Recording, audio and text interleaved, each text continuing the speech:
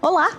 A palavra inglesa bullying, não tem uma tradução direta para o português, o que não impede que o termo carregue uma série de preocupações. Ela é usada para designar comportamentos agressivos, intencionais e repetitivos, onde um indivíduo ou um grupo humilha, intimida ou fere outro sem motivação clara. Pode ser físico, psicológico ou virtual, gerando sérias consequências à saúde física e emocional da vítima. Como abordar essas situações? O que tem sido feito para mitigar esse cenário? A gente fala sobre isso daqui a pouquinho. E ainda o lançamento do novo livro de Daniel Conte, com uma poesia densa sobre a relação entre o homem, a cidade e a pedra. Não sai daí que o Revista está começando agora.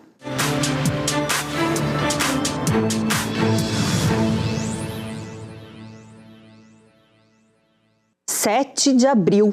No Brasil, Dia Nacional de Combate ao Bullying e à Violência na Escola. A data foi criada depois de uma das maiores tragédias em escolas que tivemos aqui no país, o massacre em Realengo, no Rio de Janeiro.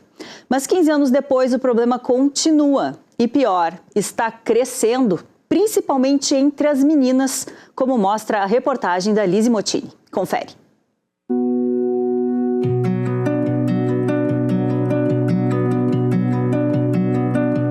O que deveria ser um espaço de aprendizado e convivência, para muitos estudantes virou motivo de sofrimento. A violência escolar, conhecida também como bullying. Os números confirmam o avanço do problema.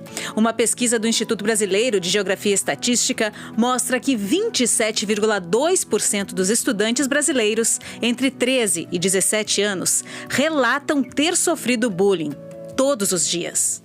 Dados recentes do IBGE, divulgados em março de 2026, indicam que o bullying nas escolas brasileiras cresceu, afetando meninas com maior intensidade. É o caso dos filhos deste casal. A menina foi diagnosticada com leucemia e estava em tratamento. Foi vítima de preconceito. Muitas vezes eu chegava lá, ela falava: mãe, meus colegas falaram que eu estou doentinha. Eu falava: filha, calma, filha. Eu sou doentinha, eles não querem brincar comigo. Então isso, eu como mãe, eu sofri muito. Porque quando uma mãe vê um filho passando, que nós passamos com a Yasmin, a gente sofre junto. Não bastando a menina, o outro filho do casal também foi vítima. Ele sofreu bullying por ele denunciar uma situação bem desagradável na escola. Ele tinha um colega que ele tinha problema de saúde, é autista. E a maioria dos colegas mandava o colega mostrar o dedo do meio, ou passar a mão na bunda das meninas. E o meu filho falava: não faz isso, isso é errado. E os colegas falavam para esse menino que era certo fazer. Porque ele questionou uma ação de bullying contra as crianças. Então os colegas dele excluíram ele do convívio. E os próprios professores, muitas vezes, porque ele questionava muitas coisas, porque o meu filho queria saber o porquê do porquê de tal coisa. E daí começaram a excluir ele. Então meu filho começou a ficar de lado, meus filhos começaram a ficar de lado na escola.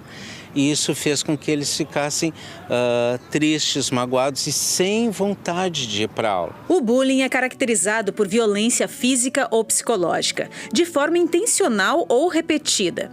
Em 2024, o Brasil aprovou uma lei que criminaliza essa prática, prevendo multa para os agressores. O texto também inclui o cyberbullying, com pena de 2 a 4 anos de prisão.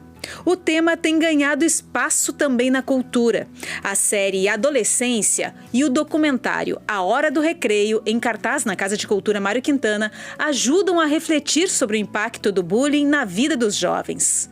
Fernando é professor na Faculdade de Educação da URGS. Estuda o tema há anos. A linha de pesquisa é estudo de gênero, sexualidade e educação. Para ele, o termo violência foi ampliado com o passar dos anos. Muito do que passava invisibilizado quando eu era um aluno, por exemplo, hoje em dia é denunciado. Então a gente tem uma explosão de casos de denúncia, né? O que eu acho muito positivo, ou seja, as pessoas reconhecem como violentas coisas que elas não reconheciam antes como violentas. Dados da Ouvidoria Nacional de Direitos Humanos indicam mais de 2.300 denúncias de bullying escolar em 2024, um aumento de 67% em relação a 2023. Para o professor, essa violência é multicausal. É esse termo mesmo. É aquele espanto que os pais têm às vezes de que o filho em casa é de fato muito educado, mas se revela às vezes na escola como violento, ou o contrário. Um dos pontos importantes nas pesquisas realizadas é aonde esse sujeito está aprendendo a ser violento. Eu tenho uma teorização, e muita gente acompanha, que as mídias sociais são um laboratório de treinamento para a violência. Como elas são, as redes sociais não são controladas, ali se aprende a ser muito destemperado em matéria de ofensas, palavrões, ideias, né? E por vezes se leva isso para a vida face a face, né? Então, assim, ela é produzida, eu acho, hoje em dia muito neste ambiente digital. Silvana e Luiz sabem bem disso. Acompanharam os filhos de perto na escola em que estudavam. Porque nesse colégio tinha um grupo aonde se propagava a ação de bullying. E o meu filho, quando percebeu isso, disse: pai, eu não quero mais fazer parte desse grupo. Eu disse: tá, tranquilo, exclui. Então existem alunos que criam grupos no WhatsApp para falar do colega, da colega de menores de idade. Então isso está acontecendo. Por isso que Silvana e Luiz ficam de olho no que os filhos assistem nas telas. Enfrentar o problema da violência nas escolas exige diálogo, presença e compromisso de toda a comunidade escolar. Existia uma ação do colégio lá em Viamão, existia, com cartazes, com faixas. Mas o que a gente presenciou na nossa cidade em Viamão é que o colégio tinha a propaganda, mas que a propaganda não surtia efeito junto aos alunos e junto aos pais dos alunos. E isso acarretava, sim, o bullying, embora com placas, com cartazes, mas efetivamente não estava fazendo efeito junto ao corpo de alunos.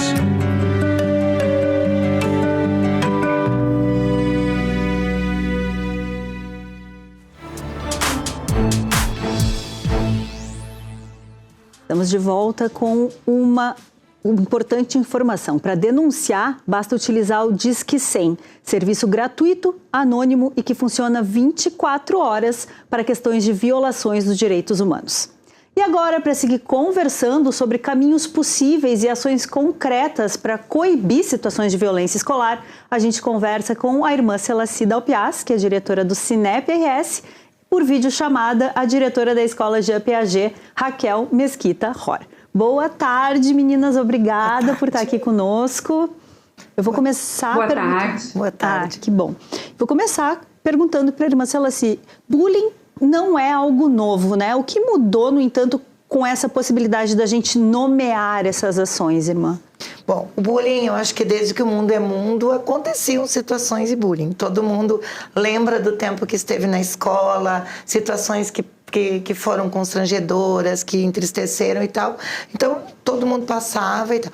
Hoje já há um longo tempo, as pessoas começam a manifestar o desconforto, não aceitar processos de humilhação e tal. Só que hoje eu acho que nós temos aqui um hiperfoco da palavra bullying, que nem sempre ela é utilizada no seu contexto verdadeiro, que são situações de humilhação repetidas, né, que causam sofrimento emocional, sofrimento físico, né, ou agressões. Então, hoje tudo é nomeado como bullying. Então, também, muitas vezes, dificulta a gente fazer uma ação mais efetiva para evitar. Para a gente poder realmente dizer, não, isso é bullying, a gente precisa conversar, nós precisamos respeitar o limite das pessoas, entender se o colega gosta de ser chamado desse jeito, se ele gosta de que tu faças isso, que tu digas isso, desenvolver esse exercício de empatia. que é tão importante e tão necessária, né? E também ajudar essas crianças e adolescentes, porque eu acho que nós temos que começar muito cedo esse trabalho, né? De conscientização e das pessoas aprenderem a falar sobre os seus sentimentos, do que gostam, do que não gostam, do que incomodam, o que essa situação me traz, me remete. Eu acho que assim a gente vai também ajudando as pessoas a refletirem sobre, né, a ação de praticar o bullying e o que causa, o sofrimento que causa isso nas pessoas, né? Então, a gente tem muito trabalho aí pela frente para fazer. É um trabalho hercúleo, né? Raquel, a gente estava vendo na reportagem que o bullying vem crescendo, inclusive, e especialmente entre as meninas. Na tua prática, tu percebes isso também? E qual seria uma explicação para essa situação? Percebo, sim.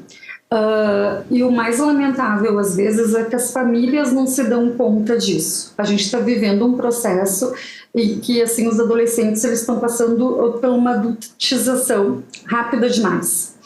E os pais não conseguem ter esse controle do que eles estão acessando. E nesse descontrole, eles acabam, assim, afetando outras pessoas. Isso ocorre, geralmente, são nas redes sociais, eles ocorrem geralmente no período noturno e final de semana, e reverbera depois na escola. E daí é um envolvimento como se fosse uma comunicação em rede. Então, assim, há um autor que ele fala, o Manuel Castells, né, que ele fala bem assim da informação em rede, essa cultura em rede. Mas isso não está sendo muito bem utilizado. Essas crianças, esses adolescentes não têm idade para ter redes sociais, elas têm e elas não têm maturidade. E os pais não se dão conta de quem responde por isso são eles. Então, a gente tem feito um trabalho, assim, bem educativo na escola. A gente tem um projeto chamado Encontros e Vivências. A gente chama esses pais para dentro da escola e discute essas ações. Agora, na próxima terça-feira, nós teremos, inclusive, um alinhamento pedagógico em que nós faremos uma roda de conversa com os pais e traremos à tona o ECA digital e iremos conversar sobre a lei do celular, dessa parceria que precisa existir entre escola e família, porque, assim como a irmã falou, não é um cartaz que vai efetivar que se parem essas situações de bullying, mas ações concretas.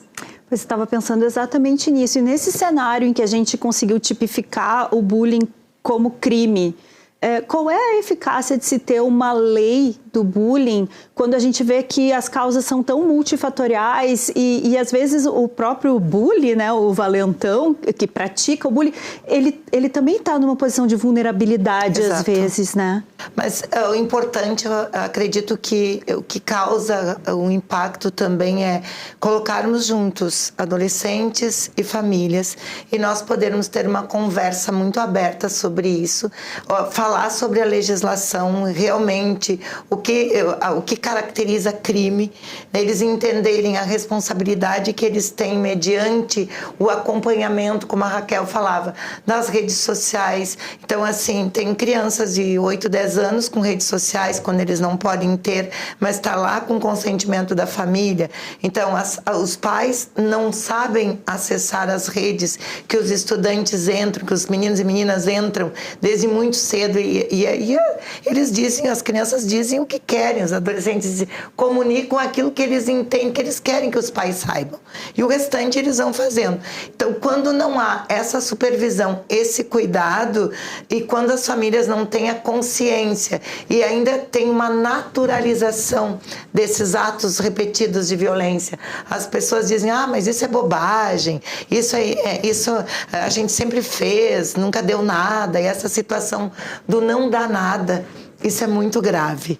Porque fica natural, então eu faço uma vez, não aconteceu nada, segunda vez eu consigo me esconder lá atrás das redes sociais, como a Raquel falava, acontecem à noite, acontecem em finais de semana e acontecem nas redes sociais. Segunda-feira chega a escola, alguém comunica, a escola se responsabiliza, porque se alguém te comunicou, tu acaba estando conhecedor desse problema, agir. Daí nós trabalhamos de segunda a sexta-feira para resolver o problema, para segunda-feira começar de novo.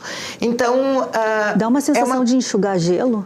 dá uma sensação de enxugar gelo. Ao mesmo tempo, tem ações bem bacanas, porque a gente começa muito cedo hoje, trazendo já um programa socioemocional, onde se trata de autoconhecimento. Então, como eu sinto, o que eu sinto, como eu utilizo a empatia para entender como o outro se sente nessa posição, né? Então, a gente trabalha muito mais do que uma ação punitiva, a gente trabalha numa ação formativa, porque esse é o papel da escola, é formar.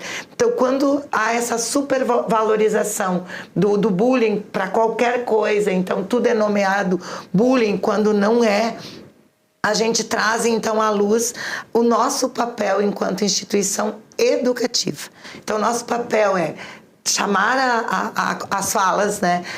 O estudante, a família, ou às vezes é no grupo daquela sala que surge, então ali vai ter que ter uma conversa e a gente vai precisar ouvir quem pratica e quem sofre, porque a dor ela tá dos dois lados. Aquele que pratica muitas vezes é o que sofre violência e é negligenciado. Então é uma forma também de se fazer visto, olhado por alguém. Então aí nós temos uma cultura que é social, de naturalização de muitas coisas e de achar que é bobagem, e ao mesmo tempo a gente tem hoje como o nome bullying, ele já se remete, né? Então, a uma coisa muito séria, então eles entendem como uma coisa séria, e como hoje, com a judicialização, ele tem um outro impacto, uma outra roupagem, então sai daquela naturalização para supervalorização, né? Sim, a gente vai de um extremo ao outro, né? Exato. Raquel, como é que tu acha que a gente pode ferramentar as crianças para que elas também consigam, bom, primeiro ter mais empatia, né? Como a gente estava falando aqui, mas ao mesmo tempo resolver talvez alguma situação que não seja o bullying que a gente está aqui tratando, né? Que é uma realidade e envolve uma violência repetida, enfim, né? Intensa, mas algumas, isso que a irmã estava comentando, né, de a gente ter situações que são situações complicadinhas entre as crianças, mas que não chega a ser bullying. A gente não precisa ferramentar essas crianças para que elas resolvam entre elas em algum nível também? Sim, isso ele faz parte de um processo educativo, e a educação ela dá trabalho. E faz parte da gente também definir o que são verdades e o que são ideias que se tem sobre. Então, uma das formas que eu acho que é central é fazer bastante assim, trabalhar com círculos de paz nas escolas. Trazer momentos de escuta ativa, ouvir esses jovens, adolescentes, ouvir essas crianças, trazerem estudos de casos e dar protagonismo para eles tentarem resolver situações, problemas. Então, assim, eu acredito que ninguém faça bullying porque nasceu fazendo bullying. Ele já presenciou isso e ele começou a exercitar isso de uma forma recreativa, achando que isso era engraçado, que isso ia fazer com que ele se enturmasse num grupo. E o papel da escola é fazer o quê? É trazer a verdade, mostrar que isso não é algo legal, que isso magoa. E com os adolescentes a gente tem trabalhado muito na questão assim, que pode levar inclusive ao óbito. Eu acho que a gente tem que cuidar pela não naturalização, não para um hiperfoco, mas a gente tem que tratar essas situações como reais. Sim. E hoje a gente tem adolescentes que estão sofrendo, nós estamos agora no Abril Amarelo, nós temos adolescentes que chegam a se suicidar por essas situações. Então, assim, nós temos que trazer literaturas, filmes para dentro das escolas. Então, Exato. assim, precisa ser debatido. Bom, por falar em filmes, né, a gente também trouxe aqui 4 títulos que abordam essa questão do bullying no cinema, né? O primeiro deles se chama Bullying, Provocações Sem Limites. Jordi é um adolescente que recentemente perdeu o pai e, junto da mãe, decide se mudar para outra cidade e recomeçar a vida. No início, tudo parece tranquilo, até Jordi começar na nova escola, onde sofrerá novos traumas em um novo inferno pessoal. Bullying virtual. Taylor é uma adolescente comum que ganha um computador de presente de aniversário e logo cria um perfil em uma rede social.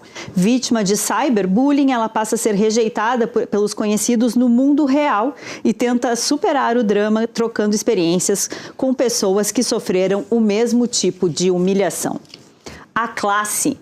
Drama estoniano que retrata de forma crua o bullying escolar e as consequências extremas a que ele leva. O filme acompanha um aluno tímido e constantemente humilhado, mostrando uma escalada de violência até um final trágico. Esse filme é inspirado em eventos reais.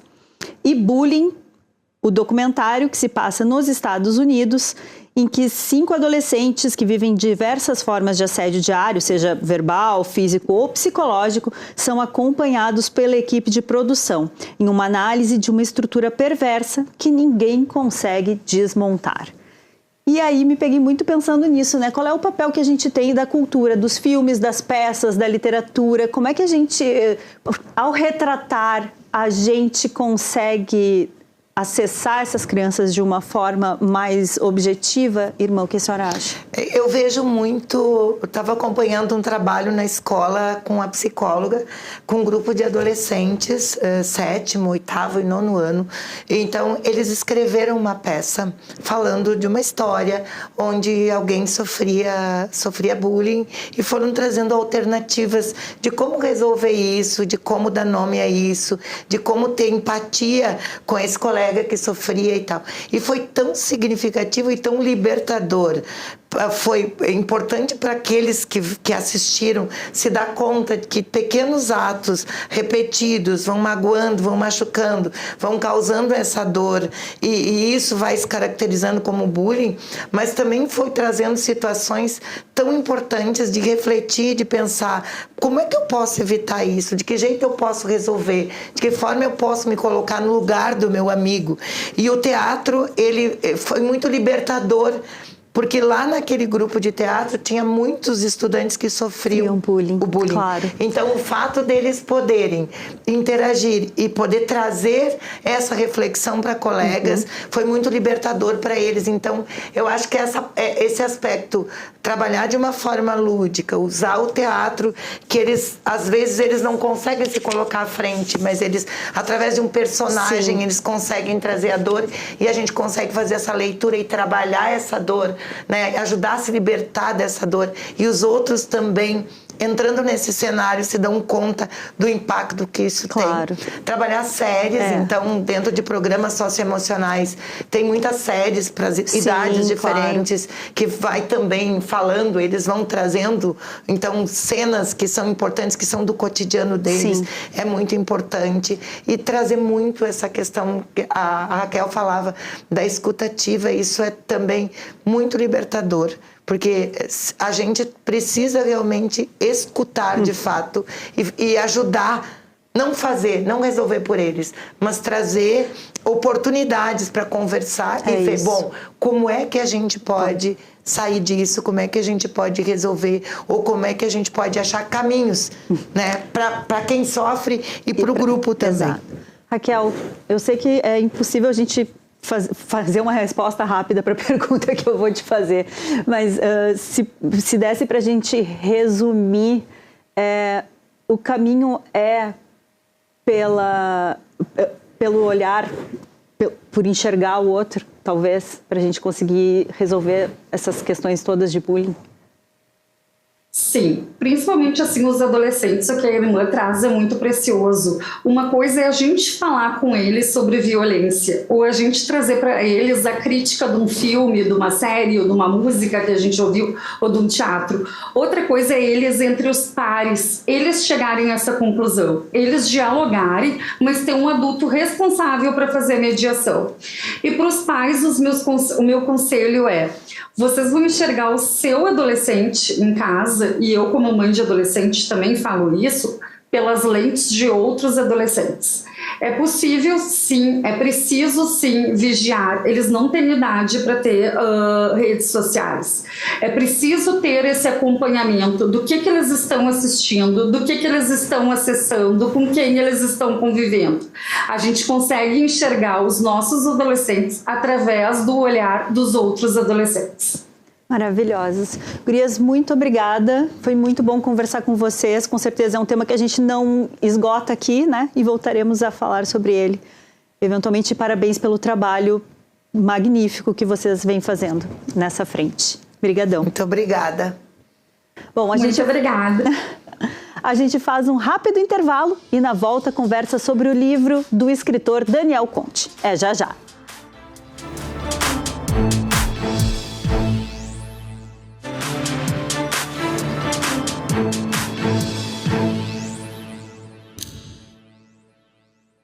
Tem mãe e filha juntas no palco.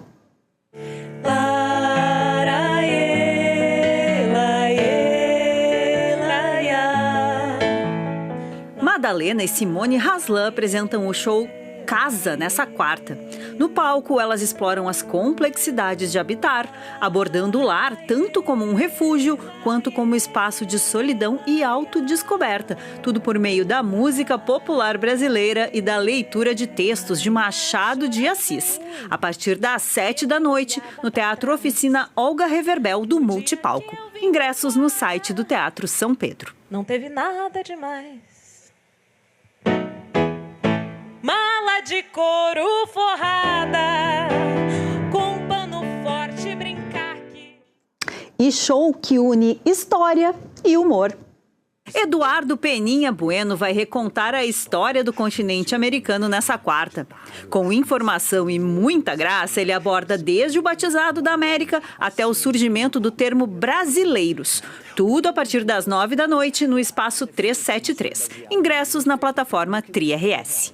O livro fake que eu estou falando é o livro do Simão de Vasconcelos, um jesuíta, que o escreveu em 1680. E é um livro que está cheio de fraude. E olha só que legal. Começou nessa segunda-feira em São Leopoldo a turnê gaúcha do espetáculo Mel Lisboa Canta Rita Lee. Os shows promovidos pelo Sesc RS vão acontecer em 9 cidades aqui do estado. Não vou andar santinho, minha garota eu sou cheio valentino. O espetáculo é uma homenagem à rainha do rock brasileiro. Mel Lisboa, que estrelou o musical Rita Lee, uma autobiografia musical, volta aos palcos em um show mais intimista, apresentando clássicos do rock nacional em releituras que combinam interpretação cênica e performance musical. A proposta é conduzir o público por um repertório que atravessa gerações, destacando a irreverência, a liberdade criativa e a força poética que consolidaram a artista como referência da cultura pop brasileira. A turnê, promovida pelo Sesc, vai levar o espetáculo para diferentes regiões do estado, para ampliar o acesso do público a produções culturais de alcance nacional. As cidades escolhidas foram São Leopoldo, Carazinho, Passo Fundo, Caxias do Sul, Farroupilha, Canoas, Taquara, Gravataí e Camaquã. Mais informações e a programação completa você encontra no site e nas redes sociais do Sesc RS.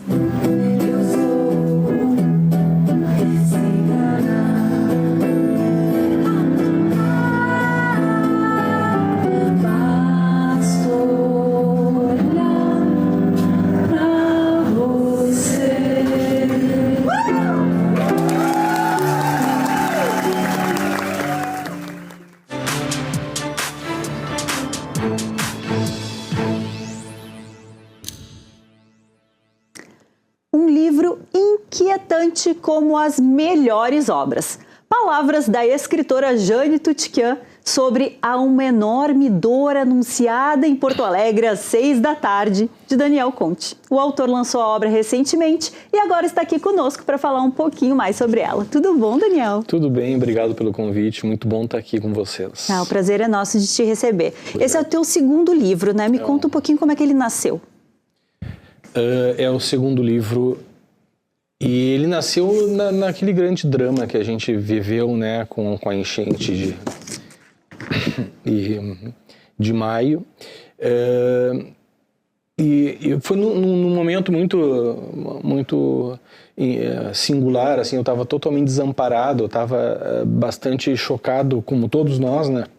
Estávamos à época, e eu estava, Renata, trabalhando, a gente estava fazendo transporte de doações, eu estava no centro histórico, ali no Alto da Bronze, e eu sentei, né, enfim, para descansar, e tinha uma pedra do meu lado, uma pedra granítica muito bonita ali na praça, e naquele exato momento eu comecei a pensar qual era a diferença de nós, porto-alegrenses, nós, gaúchos, né, em relação àquela pedra que estava ali estática e segura onde sempre teve, né, contemplando a realidade de onde sempre contemplou.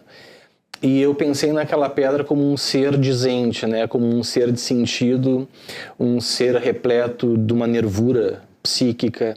E a partir daí, com o drama que a gente estava vivendo, com essa contemplação desse objeto, eu comecei a escrever. Eu escrevi o livro em 3 dias, né, o conjunto de poemas. Claro, depois tem o trabalho de lapidação, né, de escolha de vocabulário, enfim, da retirada dos excessos, mas foram 3 dias muito agônicos, assim, que eu consegui sintetizar, reinstaurando uma outra ordem de linguagem a partir daquela interação silenciosa que eu tive com a pedra.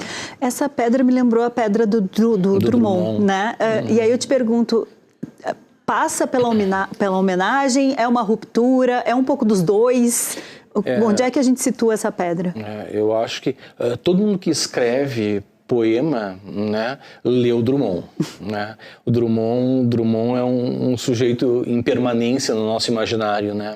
Mas sim, a pedra do Drummond era um obstáculo, né, que estava ali estendido à contemplação e às ardilosidades que o sujeito tinha de ter para transpor aquela pedra.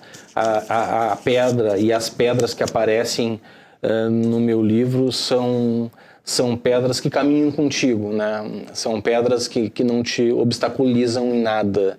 São pedras, de fato, que são extensão de ti mesma. Então, sim, tem o diálogo, mas, de fato, são pedras distintas. Me chamou a atenção, tu estavas falando agora desse trabalho de lapidação da linguagem, né? E os poemas, eles têm uma linguagem que é muito sensorial, né? Como é que foi construir essa linguagem? Foi uma escolha consciente tua de utilizar essas imagens mais sensoriais, assim, de linguagem? Eu acho que sim. Quando a gente começa a trabalhar, né, todo escritor começa a trabalhar, enfim, construir, melhorar a partir da sua subjetivação o texto, ele vai pautar alguma ordem de entendimento a partir de um campo simbólico arranjado, né? Então, a minha preocupação, como são os poetas que eu traduzo, são os poetas que eu ensino, são os poetas que eu leio, é que a poesia que é oriunda desse sujeito, quando materializada em poema, ela consiga dizer, né? Ser dizente. Então, sim, a questão da ordem de significação dos poemas foi bem pensada, né? Quando a gente troca a palavra para ampliar ou diminuir o sentido que ela pode trazer para o leitor, é uma racionalização do objeto, né? Mas, enfim, essa racionalização também passa para sedimentar e estabilizar aquele mundo novo instaurado pelo poema, né? Eu acho que quando a gente usa a linguagem, a gente instaura uma nova imagem, ela vem lapidada, ela tende a ser trabalhada, né? E o que tu espera que as pessoas levem com elas depois de experienciar a tua poesia nesse livro? Nada. Nada? Nada. Eu acho que é bem isso. Ele causa um estranhamento porque ele não é aqueles poemas que a gente costuma encontrar, né? E é por isso mesmo, porque o poema ele não precisa do ato pedagógico, né? Eu acho que a literatura, ela não precisa do ato pedagógico, do ensinamento político, do ensinamento ostensivo, minoritário, operatório. Não, a literatura é em si, o poema é em si. Então, na verdade, a ideia do leitor, essas subjetivações, essas produções dos efeitos de sentido que os leitores têm do poema, eu não espero nada. Eu espero que leiam e que provoque algum desconforto, algum conforto, mas que leiam, né? Eu acho que isso que é o importante, assim, o significativo. Não ao ato pedagógico, eu acho que essa é a ideia. Interessante, porque tu como professor, né, tem um olhar para a poesia quando tu ensinas, Sim. que é diferente disso, né? Sim, bem diferente, né? Aí a gente está preso a uma normativa, a uma operação pré-estabelecida, né? A documentos regulatórios do ensino. Agora, quando a gente cria, a gente só faz uma coisa, né? A gente pega os nossos signos, arranja simbolicamente isso e materializa a partir do nosso descontentamento, do nosso deslumbramento, do nosso apaixonamento com a realidade. E é a partir daí que a gente entende a realidade, né? Antes disso, não entendemos, né? Sim, a gente concretiza, né, a sensação. Essa é a palavra, concretiza a sensação, exatamente. Daniel, onde que a gente encontra a Uma Enorme Dor anunciada? Há Uma Enorme Dor anunciada em Porto Alegre às 6 da tarde, está à venda em www.casadeasterium.com e nas melhores livrarias de Porto Alegre. Maravilhoso. Deixa pra gente encerrar, queria te perguntar, qual é a enorme dor que está anunciada às 6 da tarde em Porto Alegre? Qual é? É a enorme dor do silêncio da pedra. Eu acho que é aquela dor. Maravilhoso, muito obrigada, parabéns. Muito obrigado. É muito legal. E te espero aqui para a gente conversar sobre o próximo. Sim, está saindo um lindo agora, um lindo, o mínimo tu em mim. Já saí bilíngue, português e italiano, tá lindo de morrer. Que demais. E tá muito bonito. É sobre o silêncio, né? Nada além do ruído. Quando é que já tem data? Eu acho que agora em agosto sai. Então já temos encontro marcado. Pode ser, fico muito grato pela atenção. Obrigada. Obrigado, querido. Até breve, então. Até breve. Depois do intervalo, a gente vai ficar por dentro das novidades da nova temporada da peça Adolescer. Não sai daí.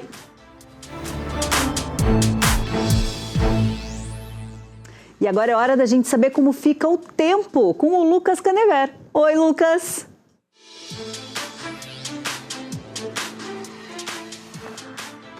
Oi, Renata. Olá para você também que nos acompanha diretamente do estúdio do Tempo da Rede RS. Ao longo dessa semana, nós vamos ter uma mudança no padrão que a gente observou no começo do outono, que estava com temperaturas parecidas com as do verão. Isso acontece pela formação de um ciclone extratropical que atua junto com uma frente fria, o que vai manter a chuva no Rio Grande do Sul. E por falar em chuva, essa terça-feira já começou com instabilidade desde cedo. De acordo com as estações do Instituto Nacional de Meteorologia, Santa Maria foi a cidade que registrou os maiores acumulados, com 97 milímetros. Também tem previsão de ressaca no mar por causa do ciclone, o que pode causar estragos em estruturas à beira-mar, como é o caso de quiosques e calçadões. E vem mais chuva por aí. A quarta-feira tem previsão de chuva em pontos do norte do estado, também na Serra Gaúcha, no litoral norte e no extremo sul. Nessas regiões, os acumulados oscilam entre 5 e 15 milímetros, menos no extremo sul do estado. Lá pode chover até 30 milímetros. Nas outras regiões, o tempo fica nublado, mas não se descarta a chance de garoa. As rajadas de vento podem atingir os 80 km por hora. As temperaturas mais baixas vão ser registradas ao longo da noite, com marcas entre 13 e 19 graus. Já as máximas oscilam entre 17 e 27 graus. Na quinta-feira, o tempo melhora e fica estável em praticamente todo o Rio Grande do Sul, com chuvisco só na metade norte durante a madrugada. A tendência é que na sexta-feira o tempo se mantenha firme em grande parte do nosso estado. Vamos ao nosso giro e dar uma conferida em como o tempo fica amanhã em algumas cidades. Na Serra Gaúcha, em Caxias do Sul, as menores temperaturas devem chegar ao redor dos 13 graus, isso ao longo da noite, com máxima de 22 graus. No geral, o tempo fica nublado, com chance de chover um pouco ao longo do dia.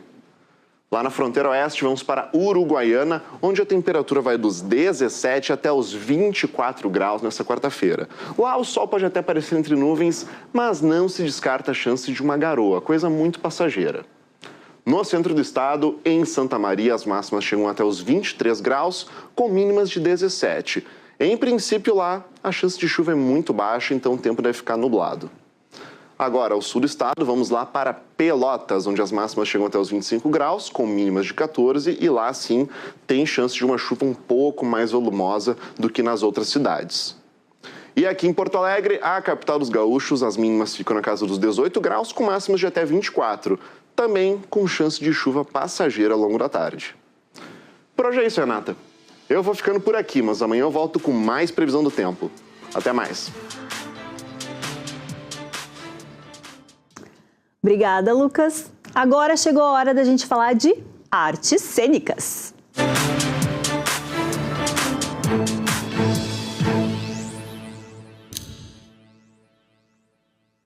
A nova temporada do espetáculo Adolescer estreia no dia 15 de abril. Esse ano a produção vai trazer novidades com foco em temas atuais, como masculinidade na modernidade, feminicídio e inteligência artificial. Para nos contar mais, a gente recebe aqui a diretora do espetáculo, a Vanja Camichel, e o coreógrafo Thiago Fernandes. Tudo bom, gente? Obrigada por estarem aqui com a gente. Uma alegria estar aqui para falar da adolescência. Gente, 24 anos, Vanja. Me conta o que mudou de lá para cá. Muita coisa, porque Adolescer, ele acompanha não só a adolescência, mas a moda, tudo que está acontecendo no mundo acaba refletindo nos adolescentes também. Então, muitas coisas cada ano vão mudando, né? E a gente vai acompanhando o tempo e vai acompanhando a realidade dos adolescentes, das famílias e do mundo.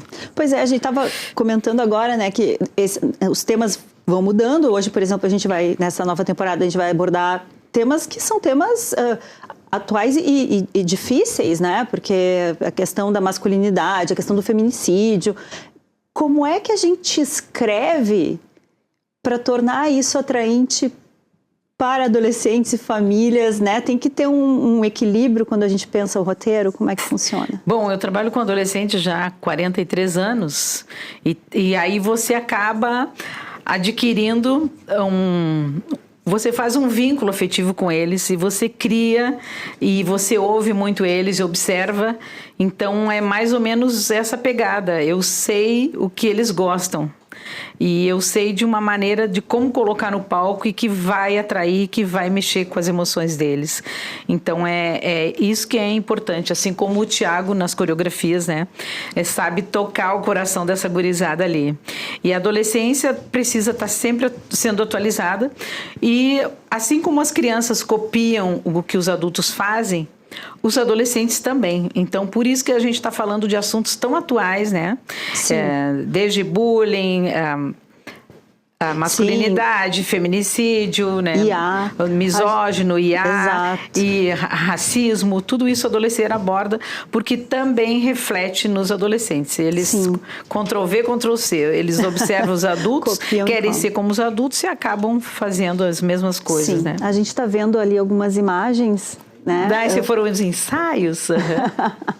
A gente sabe que o elenco também vai mudando, né? Como é que é a preparação desse elenco? Como é que vocês fazem a escolha desses novos jovens? E o que os novos atores trazem para o texto? Os novos atores dessa nova geração trazem o frescor que eu preciso da adolescência. Então, muitas vezes você, além de ator, você precisa ter perfis diferentes para quem assiste Adolescer se identificar, né? Então, são perfis diferentes, você vai se encontrar no palco, cada ator faz em torno de 10, 12 personagens, então, e é bem legal de ver essa nova geração ali. Adolescer abre portas, né? São 138 artistas que já passaram pelo Adolescer nesses 24 anos. E como eles estão iniciando a carreira, e depois eles voam, são chamados, Adolescer é uma vitrine, são chamados para outros trabalhos, enfim. E também, às vezes, precisa renovar. Eu preciso do perfil tal para o próximo ano, para falar daquela menina ou daquele menino que fala, assim, enfim. Assim. É fantástico porque a peça, ela tem momentos musicais, né? Números musicais. Thiago, como é que é preparar esses atores jovens, né?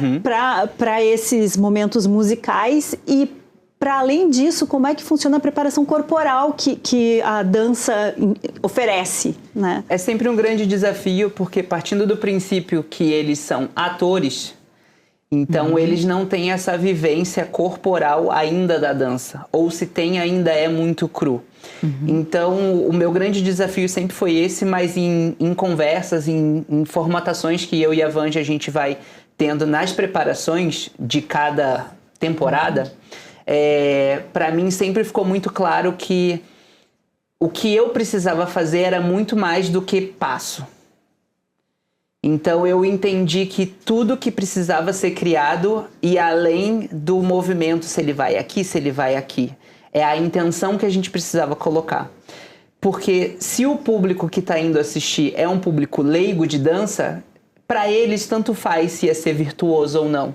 Mas se ele se identificar com a intenção que o ator ou a atriz está colocando naquela cena, bingo. É aí que a gente consegue cativar, é aí que a gente segura, é aí que a gente consegue comunicar exatamente o que cada cena pede. Se ela é mais densa, se ela é mais feliz, se ela é mais introspectiva.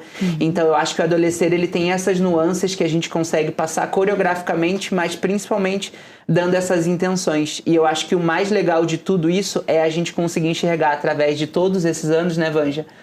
A gente realmente entender que o Adolescer, ele tem uma missão muito grande quanto sociedade, porque a gente consegue enxergar pais indo com seus filhos e a gente tem os feedbacks que, nossa, melhorou um monte minha comunicação, porque na peça eu consegui enxergar o lado do meu filho, ou vice-versa. O filho fala pra gente, nossa, agora eu entendi como o meu pai se sente quando ele faz isso comigo.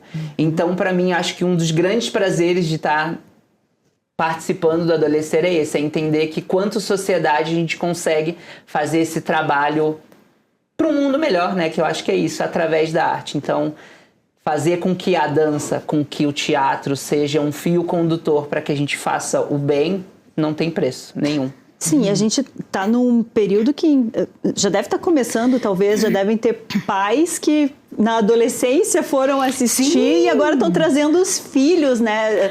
É muito bonito isso também da gente ver que a mensagem ela vai se renovando, né, nas gerações. Sim, isso é legal. E colocar aqui que os adultos estão em extinção, principalmente os adultos no comando. Então o que eu peço assim aos adultos, assumam o comando de pai e mãe, porque quem está no comando dos adolescentes são os celulares. Não é o controle remoto do adolescente, não é o celular, é o contrário. Ele está sendo manipulado pelos celulares para fazer muitas coisas e até para matar suas carências, e é um vínculo afetivo com o celular. Por isso que eles surtam quando você tira o celular. Então, esse vínculo afetivo tem que passar para uma pessoa. Então, assim, adultos, assumam os seus lugares, vão ser pai, mãe, regras, limite, carinho, afeto, amor, acolhimento. Tudo há de adolescer está faltando.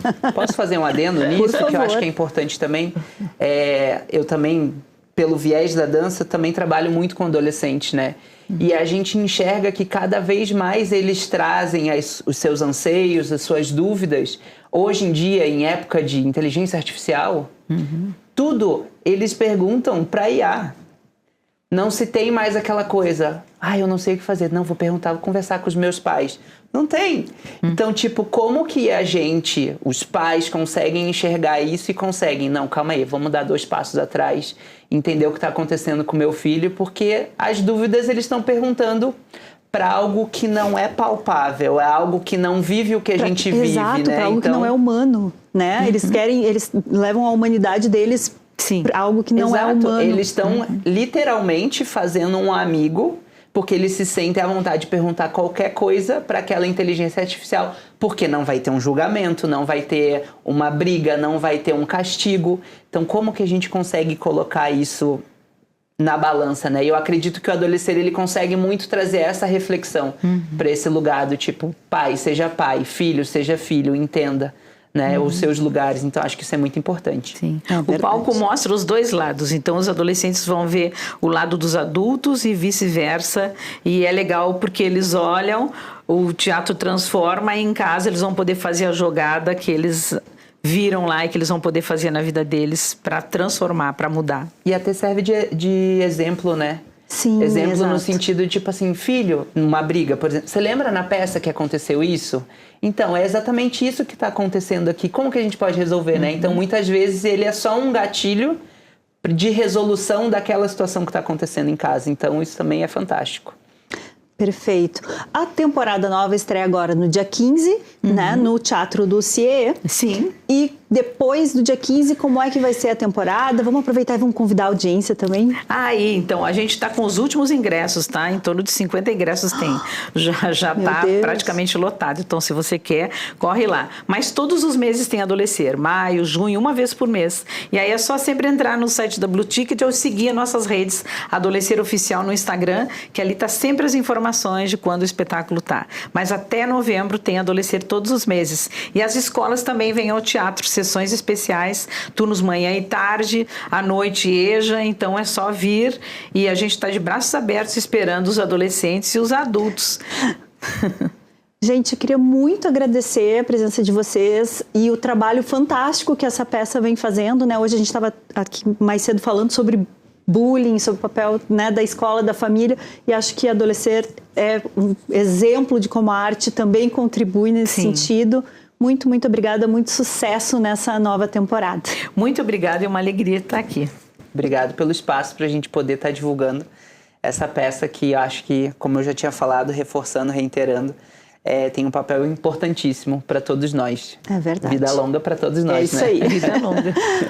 Bom, pessoal, o Revista vai ficando por aqui. A gente se encontra na próxima edição. Tchau, tchau.